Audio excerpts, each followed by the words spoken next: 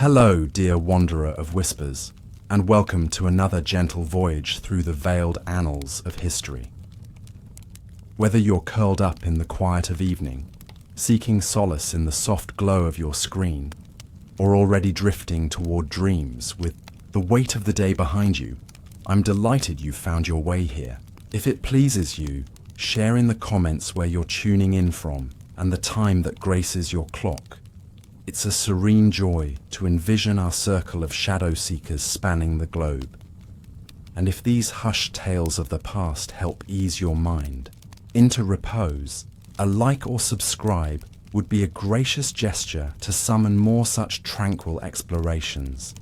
But now, let the clamour of the present hush as we slip into the dimly lit galleries of forgotten courts, where crowns concealed as much sorrow as splendour. Envision yourself as a silent observer in a candlelit chamber, witnessing the fates of royal brides who, after the fanfare of their weddings, vanished into obscurity, imprisoned, exiled, or erased from the scrolls of time.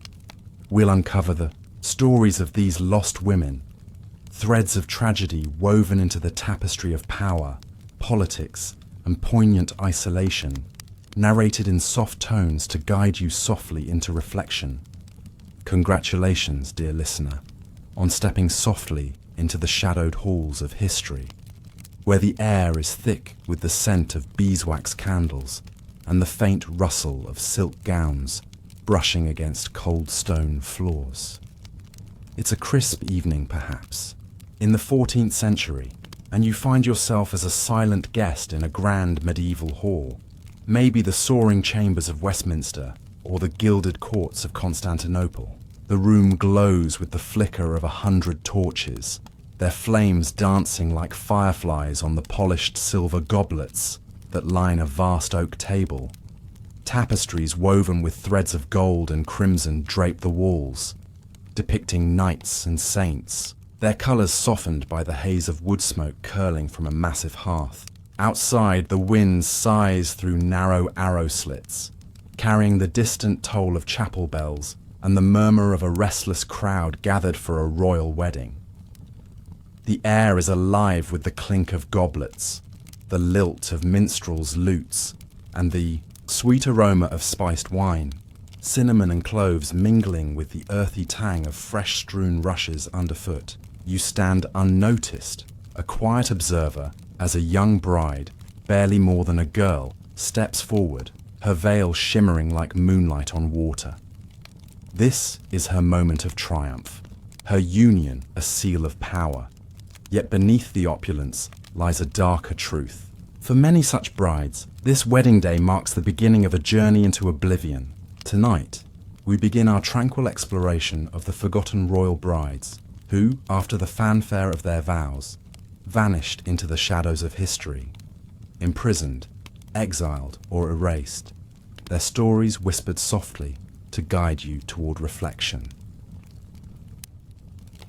Imagine yourself as the bride for a moment, your heart a quiet drumbeat beneath the weight of a velvet gown, its folds heavy with embroidery that tells of dynasties and divine rights. The veil, delicate as a spider's web, brushes your cheeks, its silk cool against your skin, scented faintly with rosewater to calm your nerves. You are young, perhaps 12, perhaps 16, your eyes wide with the innocence of one who knows the weight of this day, but not its full cost. The hall is a sea of faces, nobles in fur-trimmed cloaks, their jewelled rings glinting as they raise toasts. Envoys from distant courts, their velvet doublets dusted with the frost of long journeys, and priests in embroidered chasubles, their voices chanting Latin blessings that echo off the vaulted ceiling like a sacred lullaby. The groom beside you might be a stranger, his face unfamiliar save for a miniature portrait sent months ago, its colours faded from travel across stormy seas. Or perhaps he is a cousin, a familiar figure from childhood games now transformed into a symbol of alliance, his hand steady as it clasps yours over a reliquary of saints' bones. The vows you, speak are not your own. They are scripted by advisors, sealed with wax on parchments that outline lands, titles, and treaties. You are the linchpin of a grand design, a living thread weaving together kingdoms. Yet the allure of this moment, its promise of glory, its dazzling splendor, hides a perilous undercurrent that could sweep you into the shadows. In this world of crowns and castles, royal weddings were not mere celebrations, but high-stakes gambits in the chess game of power. You, as the bride, are both player and pawn.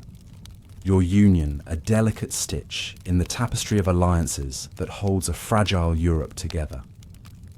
The medieval and early modern eras were a patchwork of feuding realms, England sparring with France, Byzantium fending off Turkish incursions, German principalities wrestling for dominance. Marriages were the mortar that bound these divides, turning enemies into kin, securing borders with the promise of shared blood. Your wedding might end a war, like the 1396 union of 7-year-old Isabella of France to Richard II of England, meant to pause the 100 Years' War, her tiny form draped in crimson samite as she stood in Calais, unaware of the deposition that would widow her at 10. Or it might forge a dynasty, like the 1200 marriage of 12-year-old Blanche of Castile to Louis VIII of France, sealing the Treaty of Le Goulet, her journey from sunny Castile to a chilly French court marked by the scent of lavender tucked into her trunks to ward off vermin. These unions were celebrated with feasts of swan and venison, the air thick with the aroma of roasted meats basted in verjuice. Yet the splendor masked a truth. The bride's role was precarious, her value, tied to her ability to produce heirs, maintain alliances, or avoid scandal. Failure in any of these could lead to her disappearance, whether through imprisonment, exile, or erasure from the chronicles that shaped history's memory. The sensory world envelops you as you stand in this hall, the bride's veil a soft weight. On your shoulders, the cool metal of a gold ring slipping onto your finger, blessed with holy water that smells faintly of myrrh. The fire crackles, sending sparks like tiny stars into the smoky air, while the minstrel's melodies weave through the hum of conversation, nobles debating dowries, servants whispering of court gossip. The rushes beneath your feet release a faint herbal scent, rosemary for fidelity, time for courage, as you step forward to meet your fate. Yet beneath this opulence lies the peril that defines these unions. Royal brides, especially those young or foreign, were vulnerable to the whims of courts steeped in intrigue. A failure to bear a male heir could render you obsolete, as advisors whispered of annulments over mulled wine.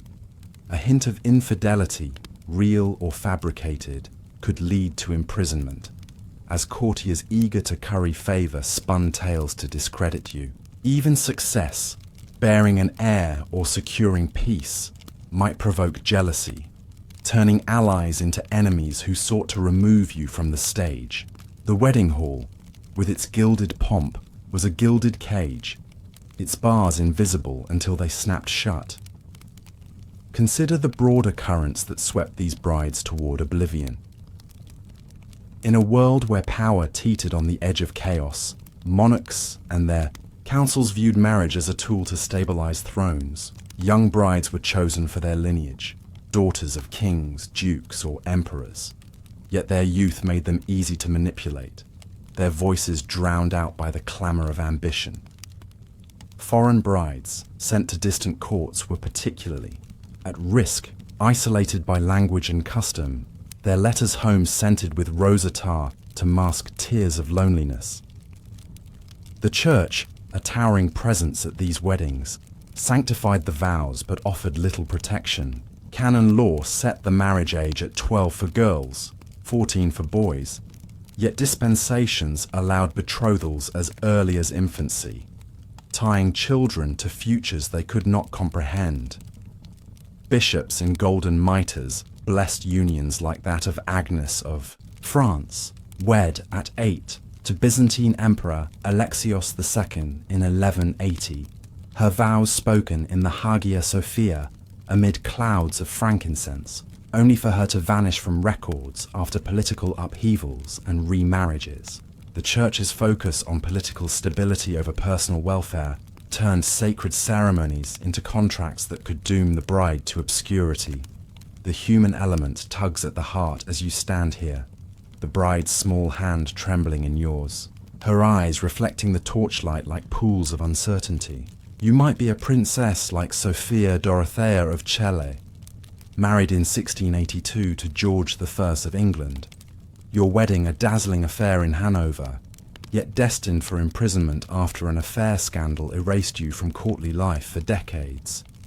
Or perhaps you are Caroline Matilda of Great Britain, wed in 1766 to Denmark's Christian VII, your youth and beauty celebrated in Copenhagen's candlelit halls, only to face exile after a whispered liaison, your name fading like the echo of bells. These women, draped in finery, were not just brides but symbols, seals on treaties, vessels for heirs, or scapegoats for political failures. Their disappearances were not always physical. Some were erased from chronicles, their stories buried. By scribes loyal to rival factions, their portraits left to gather dust in forgotten galleries. The sensory immersion deepens as the ceremony unfolds. The priest's voice, resonant with Latin, blends with the soft chant of a choir, their notes rising like a tide to fill the vaulted space. The cool stone floor beneath your slippers, worn smooth by centuries of royal footsteps, grounds you in. This moment, yet the weight of destiny presses like a fog rolling off the moors. Your gown's embroidery, lions, fleur-de-lis, or roses, tells of your lineage. Each stitch a reminder of the blood you carry, the blood that binds you to this union. The feast that follows is a spectacle. Silver platters heaped with heron and peacock, their feathers displayed like trophies. Ewers of wine spiced with ginger and saffron, their warmth a fleeting comfort against the chill of stone walls. Yet, as you raise a goblet, you sense the undercurrent of danger, whispers of poison, glances from nobles plotting in shadows, the ever-present fear that this day of glory might be your last in the light. The reasons for these disappearances unfold like the pages of an illuminated manuscript, each border adorned with the vines of ambition and betrayal. Some brides vanished due to political shifts, alliances that crumbled when a new monarch ascended, rendering the bride's role obsolete. Others fell victim to courtly intrigues, where rivals accused them of treason or adultery to clear the path for a new queen. Young brides, like Mary Seymour, born in 1548 to Catherine Parr and Thomas Seymour, might disappear through neglect or death, their fates unrecorded amid the Tudor court's turmoil. Older brides, like Princess Lala Salma of Morocco in the modern era, vanished from public view after divorce, their absence a silent testament to the enduring power of royal control. These women, celebrated on their wedding day, were often discarded when their utility waned, their stories fading like the scent of lavender in a sealed chest. As the hall grows quiet, the feast winding down, the bride's veil is lifted, revealing a face both hopeful and haunted. The torches burn low, casting long shadows that seem to whisper of futures unwritten. This moment, so full of promise, is a fragile illusion, a vow that binds as much as it breaks. The allure of royal unions was undeniable. The chance to shape empires, to wear a crown, to etch one's name in history. Yet the peril was ever present, a shadow lurking behind every toast, every smile. These brides, whether children or young, women stepped into a world where love was a myth and survival was a gamble. Their weddings were not beginnings but thresholds, leading to paths that often ended in silence. Little do you know, as we drift onward from this glittering hall, how these vows would unravel into tales of betrayal, exile, and erasure. The next chamber awaits, where political intrigues wove the threads that pulled these brides into the shadows. For now, rest in the gentle glow of the torches, the soft murmur of the minstrel's lutes, and the weight of a veil that conceals as much as it reveals. The forgotten brides of history call to us, their stories a quiet lament in the tapestry of time. The last echoes of the wedding feast fade behind you, dear listener, as you step from the golden glow of the great hall into a quieter, shadowed corridor. The air here is cooler, heavy with the musty scent of old stone and the faint tang of ink drying on vellum. A single candelabrum flickers on a carved oak table, its light casting trembling shadows across tapestries that depict battles long won and betrayals long buried. You are no longer the bride, but a silent courtier, your footsteps muffled by rushes strewn with dried lavender, their fragrance a faint comfort against the chill seeping through the walls. In this hushed chamber, where whispers carry more weight than swords, you sense the pulse of power, plots woven in secret, alliances forged and broken, and the fragile fates of royal brides hanging like threads in a loom. The opulence of the wedding day is a distant memory now, replaced by the cold reality of courtly intrigue, where a single misstep could sweep a bride into oblivion. Settle here, in the soft flicker of candlelight, and let the stories of these forgotten women unfold, their voices carried on the gentle breath of history. Picture yourself seated at a long table, its surface scarred from years of councils and conspiracies, the wood polished to a dark sheen under your fingertips. A quill scratches nearby, its nib dipping into a horn of ink as a scribe records the day's decrees, the sound sharp against the low murmur of voices.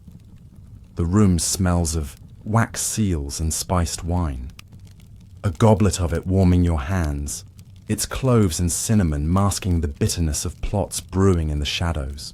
You are privy to the whispers of advisors, men in fur-lined cloaks, their eyes sharp as daggers, and women in veiled headdresses, their smiles as calculated as chess moves. These are the architects of the court, and the royal bride, so recently celebrated, is their pawn. Her wedding vows, spoken amid roses and reliquaries, were but the opening gambit in a game where kingdoms are won and lives are lost. To understand why so many brides vanished after their weddings, you must peer into this world of intrigue, where political necessity could turn a queen into a prisoner, an exile, or a ghost in the chronicles of time. In the medieval and early modern courts, a royal bride was more than a woman. She was a symbol, a seal on a treaty, a bridge between rival houses. But her position was as precarious as a candle flame in a draught. If her marriage failed to secure the desired alliance, or if the alliance itself crumbled, she became a liability. A new monarch might ascend, rendering her dowry or lineage irrelevant, her presence a reminder of a failed strategy. You see it in the flicker of the candlelight, the shifting loyalties, the whispered accusations.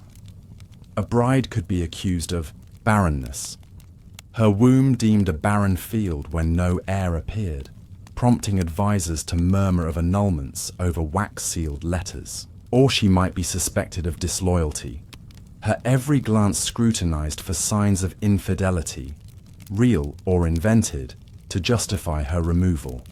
The court was a labyrinth of ambition, where rivals vied for favor, and a foreign bride, isolated by language and custom, was an easy target. Her letters home, scented with myrrh to mask the damp of her chambers, might never reach their destination, intercepted by spies who saw her as a threat to their own designs. Consider the mechanisms of disappearance as delicate and deliberate, as the threads of a spider's web. Imprisonment was a common fate, the bride whisked from her solar to a tower or distant castle, her name struck from court records. You can almost hear the creak of a heavy oak door closing, the clank of iron bolts sealing her fate, the distant wail of wind through arrow slits her only companion. Exile was another path, sent across borders to a convent or a foreign court, her jewels stripped, her title a hollow echo. Some brides were erased more subtly, their stories omitted by chroniclers loyal to a new regime, their portraits tucked away in dusty attics, their names fading like ink left too long in the sun. The reasons were as varied as the courts themselves: a king's paranoia, a rival queen's jealousy, or a faction's need to clear the board for a new alliance. The bride, once the center of a dazzling ceremony, became a shadow, her absence noted only in the margins of history. Let us linger on the sensory world of this intrigue, the details that ground you in its reality. The air carries the faint scent of ambergris from a noble's perfume, mingling with the smoke of a fire stoked with applewood, its crackle a counterpoint to the low drone of Latin prayers from a nearby chapel. Your fingers brush the cool silk of a curtain, its threads embroidered with heraldic lions, as you overhear a whispered exchange. "She's too ambitious," one voice hisses. "Her letters to her brother could undo us all." The bride in question might be a foreigner, like Blanche of Castile, who married Louis VIII of France in 1200 to seal a truce. Her Castilian accent a source of suspicion in the French court, her every move watched by courtiers eager to prove her disloyal. Or perhaps she is a local noblewoman, elevated by marriage only to be cast down when her family's fortunes fell, her dowry no longer sufficient to shield her from envy.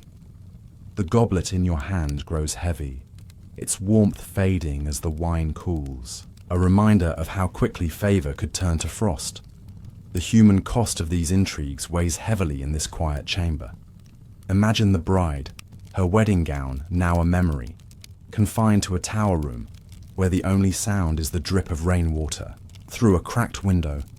Her meals, once feasts of peacock and spiced pears, are now bread and thin broth, brought by a silent maid who avoids her eyes. She might pen letters in secret, her quill trembling as she writes of her loneliness, the ink smudging with tears she cannot afford to shed in public.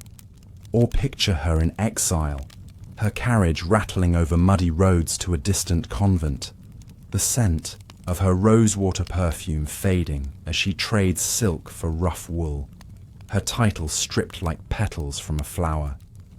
These women were not merely victims but players in a game they could not win, their courage and resilience flickering like the candle. Before you, fragile yet defiant against the gathering dark. The patterns of disappearance emerge as you listen to the whispers. A bride might vanish because her marriage failed to produce a male heir, as courts obsessed with succession cast her aside. Or her foreign origins might spark distrust. Her letters to her homeland seen as treasonous, as happened to many a princess, sent to seal peace only to find war within her new home. Scandals, often fabricated, were a favored tool. Accusations of adultery or witchcraft could justify imprisonment, as courtiers spun tales to curry favor with a king or rival queen. The bride's youth or inexperience made her vulnerable, her voice drowned out by the clamor of ambition. Yet some fought back, their defiance a quiet rebellion. Letters smuggled to allies, prayers whispered in the dark, or simply the act of surviving in silence, their stories waiting centuries to be rediscovered. The candle before you gutters now, its flame casting long shadows that seem to dance with the ghosts of these forgotten women. The courtly world, with its velvet and venom, was a place where power was both a crown and a cage. The bride, once radiant in her veil, was a pawn in a game where the stakes were empires, and the cost was her freedom. As we drift from this shadowed chamber, the scent of lavender lingers, a reminder of the fragility and strength of those who walk these halls. The next chapter awaits, where we will step into the lives of specific brides, women like Agnes of France and Sophia Dorothea, whose weddings were but the prelude to their vanishing. For now, rest in the quiet, the soft scratch of the scribe's quill fading, as we carry their stories gently forward. The corridor of whispers fades behind you, dear listener, as you step into a vast, echoing hall where history's softest echoes linger. The air is warm with the scent of frankincense, curling from golden censers that sway gently in the draught of a distant window. You stand in the Hagia Sophia, its domed ceiling soaring above like a starry sky, mosaic saints glinting in the flicker of oil lamps. The floor beneath your feet is cool marble, polished to a mirror's sheen, reflecting the glow of candles that line the altar. You are a silent witness, your presence unnoticed amid the rustle of silk robes and the low chant of Byzantine priests, their voices weaving through the air like a lullaby.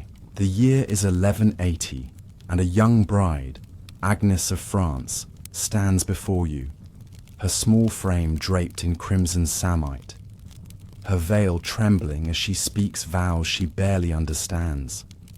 This is the world of medieval courts, where royal brides were crowned, with hope only to vanish into the shadows of political upheaval or neglect. Settle here, in the gentle glow of lamplight, and let us uncover the stories of Agnes and another lost soul, Mary Seymour, whose fleeting lives whisper of sacrifice and silence.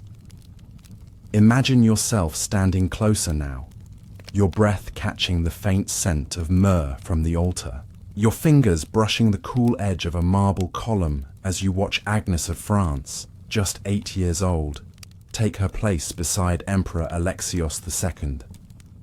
Her golden hair is braided with pearls, each one catching the light like a tiny moon. And her gown, heavy with embroidery, drags slightly as she moves, a child playing at queenship. The air hums with the drone of Greek hymns, the words alien to her French ears. And the crowd, nobles in jeweled diadems, envoys with fur-lined cloaks, watches with calculating eyes. Her marriage, sealed in the glittering heart of Constantinople, is a triumph of diplomacy, binding the Frankish court to the Byzantine Empire in a fragile truce. You can almost feel the weight of her veil, scented with rosewater to soothe her nerves as she clasps hands with Alexios, a boy of 10, his crown too large for his brow. The ceremony is a spectacle, silver chalices filled with spiced wine, platters of honeyed figs, the clink of gold coins scattered as a blessing. Yet, beneath, the opulence a shadow looms. Agnes, renamed Anna in this foreign court, is a pawn in a game of empires, her youth no shield against the storms to come. The story of Agnes unfolds like a tapestry unraveling. 3 years after her wedding in 1183, Alexios is deposed and murdered by his cousin Andronikos III, a man whose ambition burns brighter than the lamps around you. The air grows heavy with the scent of betrayal, the distant clash of swords echoing beyond the city walls. You see Agnes, now 11, forced into a second marriage with Andronikos, her new husband, a towering figure with a smile that hides cruelty. The Hagia Sophia, once a place of vows, becomes a prison of whispers, its mosaics watching silently as her world shifts. By 1185, Andronikos is overthrown, and Agnes, still a child, is married a third time to Theodore Branus, a minor noble. The chronicles grow silent here, her name fading like the scent of incense in a sealed chamber. Was she sent to a distant estate, her voice lost to history? Did she live quietly, her childhood weddings a distant memory? The records offer no answers, only silence, her story a soft lament in the annals of Byzantium.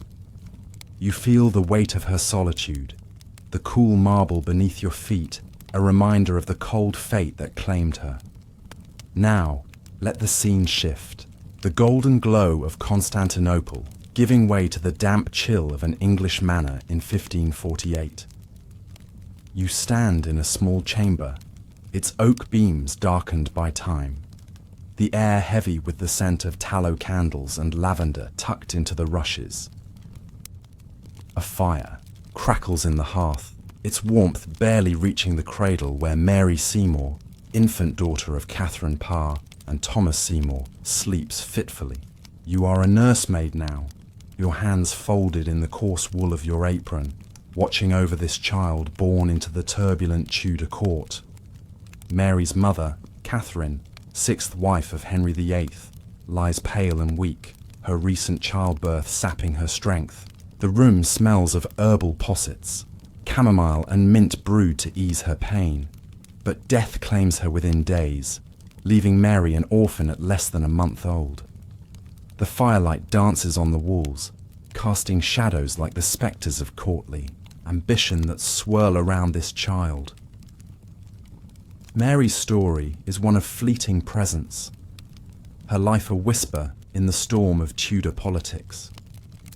Her father, Thomas Seymour, is a man of reckless ambition, his eyes set on power through his nephew, King Edward. Fix. You hear the creak of floorboards as he paces, his boots scuffing the rushes, his voice low as he plots marriages and alliances. But in 1549, Thomas is arrested for treason, his head soon parted from his shoulders, and Mary, barely a year old, is left in the care of distant relatives. The air grows colder now, the scent of lavender fading as the manor's warmth ebbs. By 1550, at the age of 2, Mary vanishes from the records. Did she die quietly, her small body succumbing to illness in a draughty chamber? Was she hidden away, her existence a risk to those navigating the treacherous waters of Edward's court?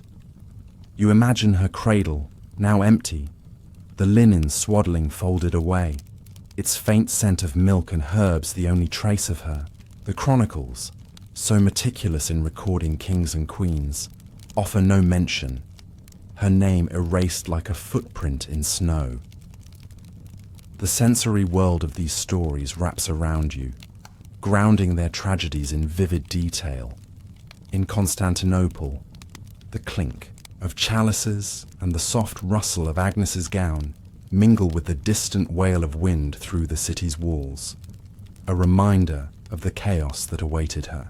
In England, the crackle of the fire and the scent of tallow candles evoke a fleeting warmth, overshadowed by the cold indifference of a court that discarded Mary.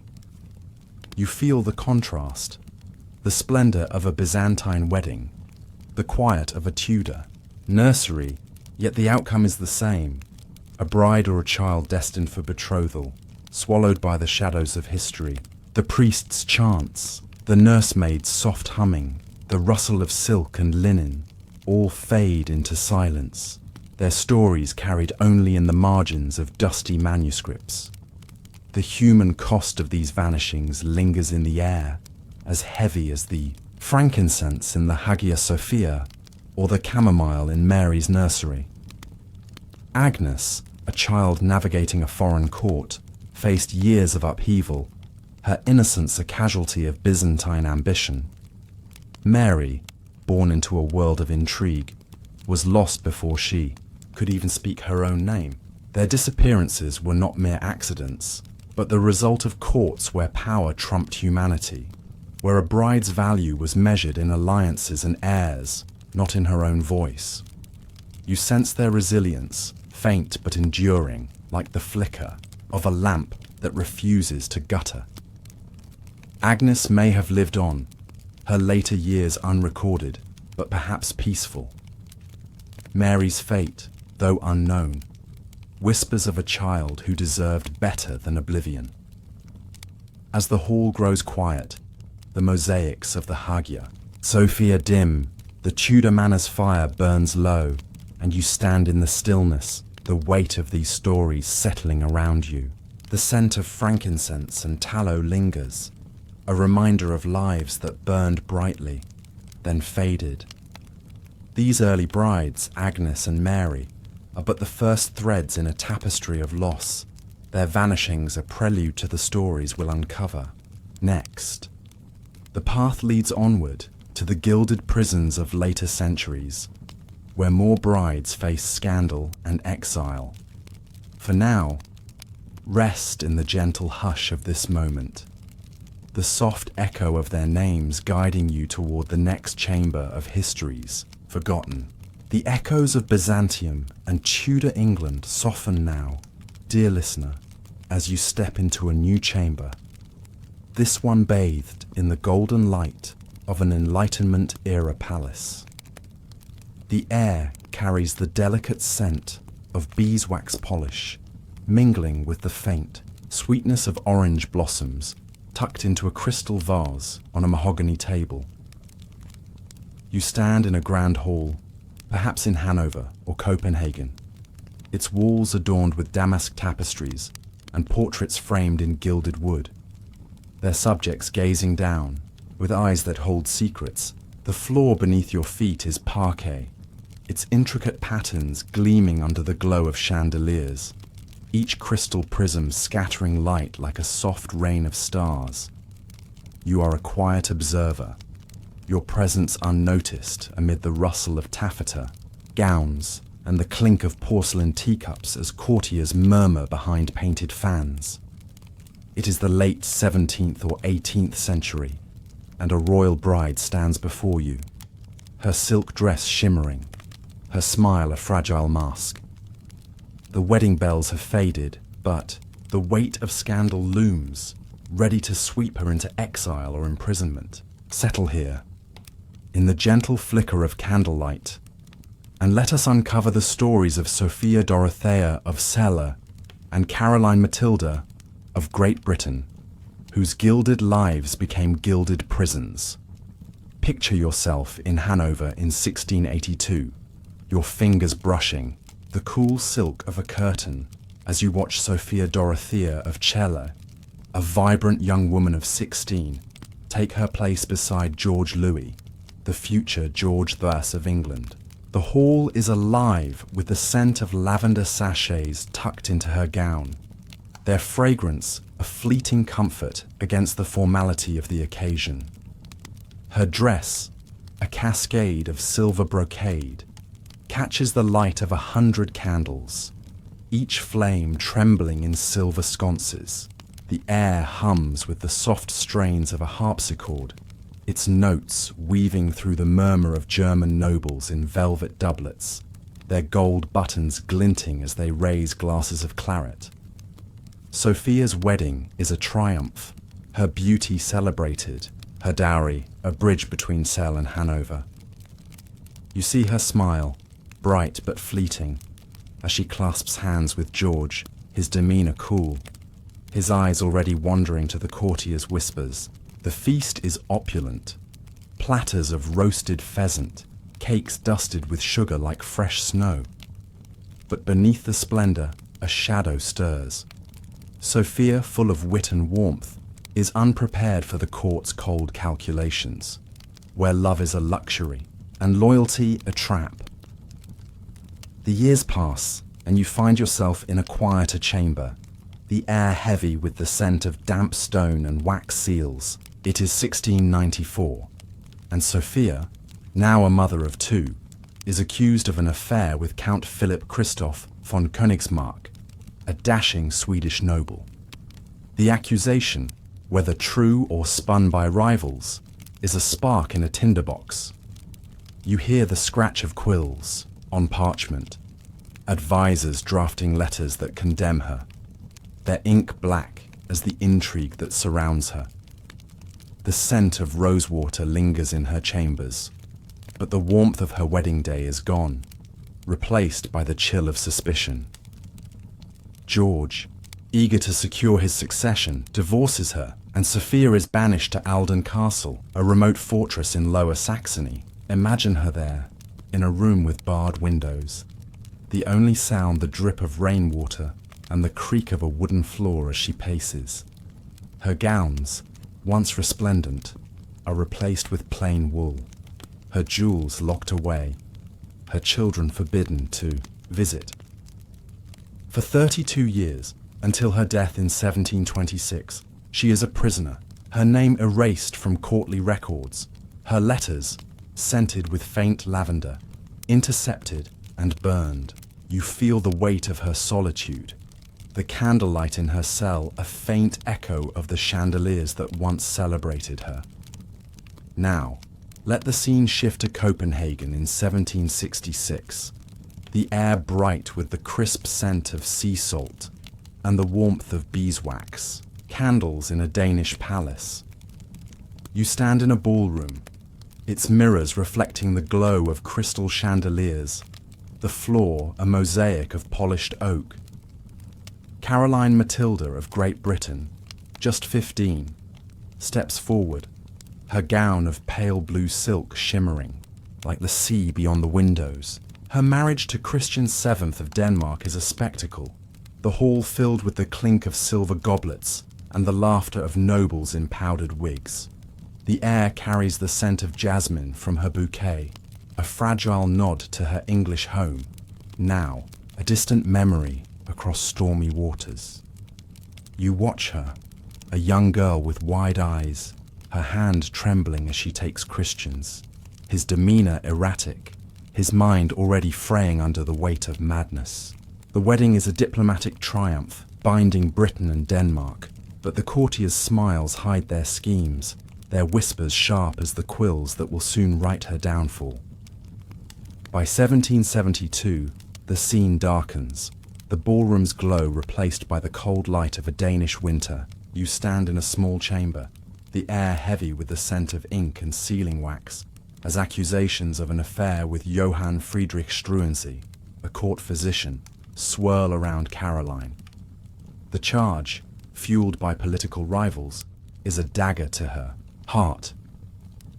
You hear the rustle of papers, the low voices of counsellors plotting her exile, their words as cold as the frost on the window panes. Caroline, once a radiant bride, is arrested, her children torn from her, her title a hollow echo. She is banished to Chell in Germany, confined to a castle where the only sound is the wind howling through empty corridors. The scent of jasmine is gone, replaced by the musty smell of old tapestries and the faint tang of candle smoke. She writes letters, her quill trembling, pleading for her children, but they go unanswered, lost in the web of courtly intrigue. By 1775, at just 23, she dies, her health broken, her name fading from Danish chronicles like a candle snuffed out too soon. You feel her loneliness, the weight of a crown that became a shackle.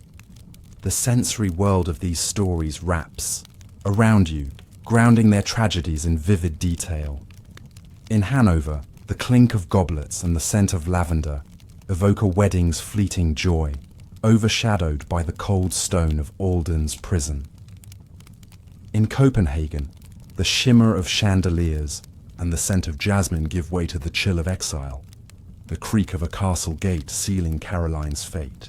You sense the contrast, the splendor of their weddings, the desolation of their fall, yet the outcome is the same. Two brides, radiant in their youth, vanished into the shadows of scandal.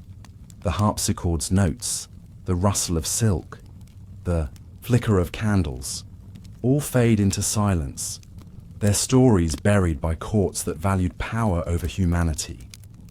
The human cost of these vanishings lingers, as heavy as the wax seals on the letters that condemned them.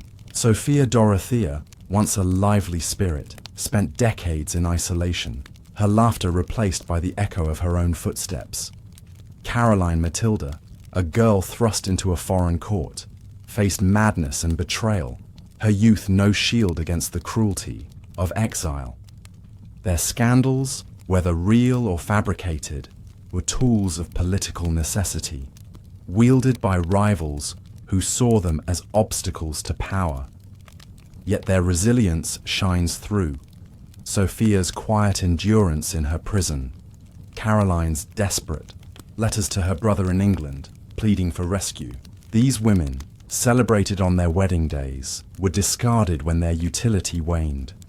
Their names struck from history like ink blotted from a page. As the chandeliers dim and the palace grows quiet, you stand in the stillness, the scent of beeswax and jasmine lingering like a memory. The stories of Sophia and Caroline are threads in a tapestry of loss, their vanishings a testament to the fragility of royal lives. The path leads onward, to the echoes of revolution and modern mysteries, where more brides faced erasure. For now, rest in the gentle hush of this moment, the soft glow of candlelight guiding you toward the next chapter of history's forgotten. The gilded halls of Hanover and Copenhagen fade into twilight, dear listener, as you step into a new scene, where the air is sharp with the bite of gunpowder and the distant wail of unrest. You stand on the edge of a Russian palace in 1918. Its once grand corridors now dim, the scent of polished wood and rosewater replaced by the acrid tang of smoke. The walls, adorned with fading tapestries, tremble with the echo of gunfire beyond the snow-dusted windows. Or perhaps you are in a modern Moroccan palace in 2017. Its marble floors cool beneath your feet, the air heavy with jasmine and the faint hum of a world watching from afar. You are a silent witness, your presence unnoticed amid the chaos of revolution or the quiet tension of a royal court. The brides of these later eras, some destined for marriage, others already wed, faced vanishings shaped by upheaval and secrecy. Settle here, in the soft flicker of a fading lamp, and let us uncover the stories of Grand Duchess Anastasia Romanov and Princess Lala Salma, whose lives dissolved into mystery, their echoes a poignant whisper in history's quiet corners. Imagine yourself in Yekaterinburg, Russia, in July 1918, the air thick with the scent of pine from the nearby forests, now mingled with the metallic tang of fear. You stand in a cramped room, its walls papered in peeling silk, a single oil lamp casting shadows that dance like spectres. Grand Duchess Anastasia Romanov, just 17, is no bride yet, but her life is entwined with the marital politics of the Romanov dynasty. Her future betrothals a pawn in Europe's royal chessboard. Her laughter, once bright in the Winter Palace's ballrooms, is silenced now. Her white muslin dress stained with dust from months of captivity. The air carries the faint scent of her lavender perfume, a remnant of the elegance she once embodied. You hear the creak of floorboards as guards pace outside, their boots heavy with the weight of revolution. The Bolsheviks, sweeping through Russia like a storm, see the Romanovs as relics of a fallen empire. On a July night, Anastasia and her family vanish in a hail of gunfire, their fates sealed in a basement room. Yet whispers persist, rumors of survival, of a girl who escaped, her story a thread of hope amid the chaos. You feel the chill of that night. The lamps flicker a fragile echo of her lost youth. The scene shifts now to Rabat, Morocco, in 2002, where the air is warm with the scent of orange blossoms and the soft rustle of silk caftans. You stand in a sunlit courtyard, its tiles gleaming under the midday sun, as Princess Lala Salma, a radiant bride of 24, marries King Mohammed VI. Her auburn hair is adorned with emeralds, her gown a cascade of gold and green, shimmering like the gardens beyond the palace walls. The air hums with the murmur of guests, their voices blending with the trickle of a marble fountain. Salma, a commoner turned queen, is a symbol of modernity. Her engineering degree a quiet defiance of tradition. You see her smile, warm but guarded, as she navigates a court where tradition and power intertwine. The wedding is a celebration, with trays of honeyed pastries and mint tea, their sweetness a fleeting contrast to the tensions beneath. By 2017, Salma vanishes from public view, her divorce announced quietly, her presence erased from royal duties. Rumors whisper of house arrest, of a life confined behind palace gates, the scent of jasmine now a memory in her silent rooms. You sense her isolation, the cool marble underfoot a stark reminder of a world that moved on without her. The sensory world of these stories envelops you, grounding their tragedies in vivid detail. In Russia, the acrid smoke and faint lavender evoke a fleeting innocence lost to revolution, the creak of floorboards a prelude to silence. In Morocco, the warmth of orange blossoms and the shimmer of silk contrast with the cold secrecy of Salma's withdrawal, her absence as heavy as the fountain's ceaseless trickle. You feel the contrast, the promise of Anastasia's youth, the hope of Salma's modern reign, yet both were swept away, their stories fading like the lamp's dim glow. The gunfire in Yekaterinburg, the murmurs in Rabat's courtyards, all blend into a quiet lament for lives undone by forces beyond their control. The human cost of these vanishings presses against your heart. Anastasia, vibrant and defiant, faced a brutal end. Her rumored survival a desperate hope that kept her name alive in whispered tales. Salma, a beacon of progress, was silenced by the weight of royal protocol, her voice lost in a world that demanded conformity. Their disappearances, whether through violence or erasure, reflect the enduring fragility of royal women, caught in the tides of revolution or the chains of tradition. You imagine Anastasia clutching a locket, its metal cool against her skin, or Salma penning letters in a quiet room, their ink smudging with unspoken dreams. Their resilience, though crushed, lingers in these fragments, a testament to their strength. As the lamp dims and the courtyard grows still, you stand in the quiet, the scents of lavender and jasmine fading like memories. Anastasia and Salma, separated by centuries, share a fate of vanishing. Their stories a soft cry in the tapestry of time.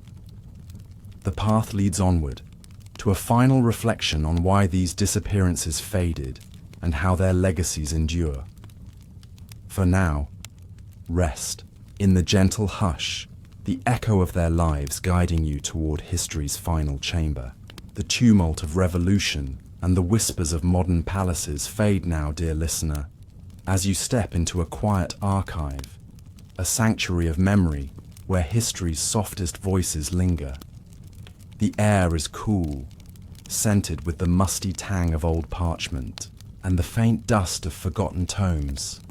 You stand before a heavy oak table, its surface worn smooth by centuries of scholars' hands, lit by a single candle, whose flame dances like a memory in the stillness. Shelves tower around you, their leather-bound volumes and faded manuscripts whispering tales of the past. In the corner, a portrait rests against a wall, its canvas yellowed, the face of a royal bride, perhaps Agnes, Sophia, or Salma, gazing out with eyes that hold both sorrow and strength. The world of glittering weddings and shadowed exiles feels distant now, yet these women's stories endure, their legacies woven into the fabric of time.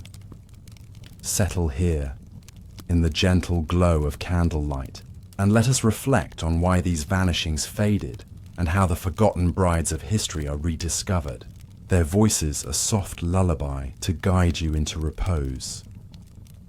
Picture yourself tracing a finger along the edge of a manuscript, its vellum soft as whispers, the ink faded but still legible.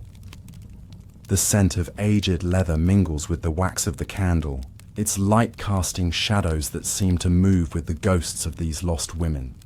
In the medieval and early modern eras, royal brides vanished because courts were battlegrounds of power, where a woman's worth was tied to her womb, her lineage, or her silence. Political alliances shifted like sand, and a bride who failed to secure peace or produce an heir could be cast aside, imprisoned, exiled, or erased by chroniclers loyal to new regimes. You recall Agnes of France, her childhood weddings in Byzantium, swallowed by upheaval, or Sophia Dorothea, confined in Alden's cold towers for a scandal that served her rival's ends. The air grows heavy with the memory of their isolation, the scratch of quills that omitted their names, the clink of goblets raised to forget them. Yet, as you turn the pages of this imagined archive, you sense a shift, a softening of the tides that once swept these brides away. The decline of such vanishings began in the 19th century, as the world changed around you. The rise of constitutional monarchies dimmed the absolute power of kings, their whims no longer unchecked. You imagine a parliament chamber, its air thick, with the scent of ink and tobacco, where laws began to protect royal women, their rights no longer wholly subject to a husband's decree. The Enlightenment's ideals, faint as the candle's glow, sparked notions of individual worth, even for queens. By the 20th century, public scrutiny, through newspapers, then radio, then screens, cast light into the shadows of royal courts. The scent of newsprint and the hum of telegraph wires heralded an era where a bride like Princess Lala Salma could not vanish entirely. Her absence noted, her story whispered in global headlines. The human cost of these earlier vanishings lingers. In the archive stillness, you see it in the faded portrait, the bride's eyes reflecting a life of duty and loss. Women like Caroline Matilda, exiled to a German castle, or Anastasia Romanov, lost in revolutionary chaos, bore the weight of crowns that became cages. Their disappearances were not just physical, but emotional. Years of loneliness, letters unwritten, voices silenced by courts that saw them as tools. Yet their resilience endures, like the candle that burns steadily before you. Sophia Dorothea's quiet endurance in her prison, Caroline's desperate pleas for her children, Salma's grace. In a modern court, these are threads of strength woven into history's tapestry. You feel their courage, faint but unyielding, like the scent of lavender pressed between the pages of a forgotten book. The rediscovery of these brides is a modern triumph, a gentle reclamation of their stories. You imagine historians, their quills, replaced by keyboards, sifting through archives to unearth letters, diaries, or court records that whisper of these women. The air hums with the soft click of keys, the glow of screens illuminating names long buried. Agnes of France, once a footnote in Byzantine chronicles, is pieced together through fragments of Greek texts. Sophia Dorothea's letters, smuggled from Alden, resurface in dusty collections, her voice breaking through centuries of silence. Even Anastasia's story, clouded by myth, is clarified by scholars who trace her tragic end, dispelling rumors with quiet precision. In Morocco, whispers of Lala Salma's fate spark debates, her absence a reminder that even modern royals can fade. The candle's light grows stronger now, its flame a symbol of these rediscovered voices, their stories no longer consigned to oblivion. The legacies of these brides are cautionary tales, etched in the manuscripts you touch. They speak of power's cost, of lives sacrificed to ambition, of women who deserved more than silence. Yet they also whisper of progress, of a world where such vanishings are rarer, where voices can be heard across time. You imagine a future archive, its air fresh with the scent of new paper, where no bride's story is lost, where every portrait is honored. The lessons of these women, resilience, sacrifice, endurance, linger like the candle's warmth, guiding us to remember and to learn. Their names, once faded, are now spoken softly. Their lives a bridge between past and present. As the archive grows quiet, the candle's flame steadies, its light casting a gentle glow on the portrait before you. The scent of parchment and wax lingers, a reminder of the stories we've uncovered. Brides who faced weddings of splendor, only to vanish into shadows. From Agnes's Byzantine halls to Salma's Moroccan courtyards, their lives weave a tapestry of loss and redemption. You feel the weight of their legacies, as soft and enduring as the dust settling on these pages. The journey through history's corridors ends here, but their voices carry on, a lullaby to ease you into reflection. Rest. Now, dear listener, in the knowledge that these forgotten brides are forgotten no more, their stories a gentle flame to light your dreams.